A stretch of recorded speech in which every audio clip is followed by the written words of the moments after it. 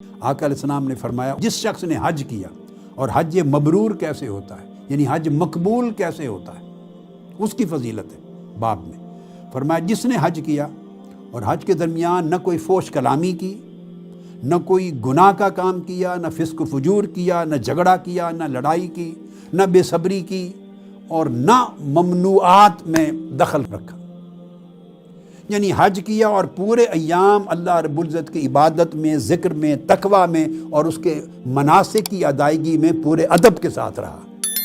جس شخص نے حج اس طرح کر لیا، راجع کیوم ولدتہ امہ، وہ جب پلٹے گا حج کر کے تو اتنا پاک ہو چکا ہوگا گناہوں سے جیسے آج ہی اپنے ماں کے پیٹ سے پیدا ہوا ہے،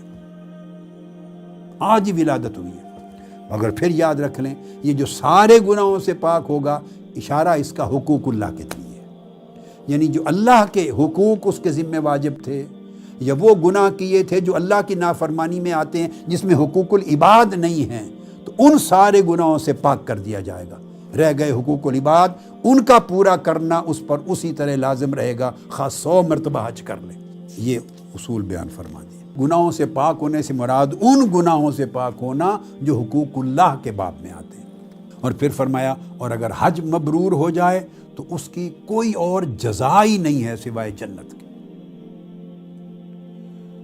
اب جب حقوق اللہ معاف ہوتے ہیں، حقوق العباد معاف نہیں ہوتے تو جنت کیسے ملے گی؟ مطلب یہ ہے کہ حج مبرور کا معنی یہ ہے کہ حج کا حیا اس کی زندگی میں آ جائے، حج اثر انداز ہو اس کی طبیعت پر، اس کی سوچ پر، وہ اپنی زندگی سے ظلم ختم کرے اور جن جن سے ظلم کر بیٹھا ہے ان سے معافی مانگے اور تلافی کرے عملاً، یعنی حج کا اثر ہو زندگی پر، تب حج مبرور ہے۔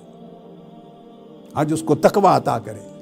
پچھلے گناہوں کی تلافی، جیسے آدمی توبہ کرتا ہے اور حقوق العباد میں پھر ان مظالم کو دور کرتا ہے، تلافی کرتا ہے، یہ جا کے توبہ ہے، تو اس کے ساتھ وہ حج مبرور ہوتا ہے۔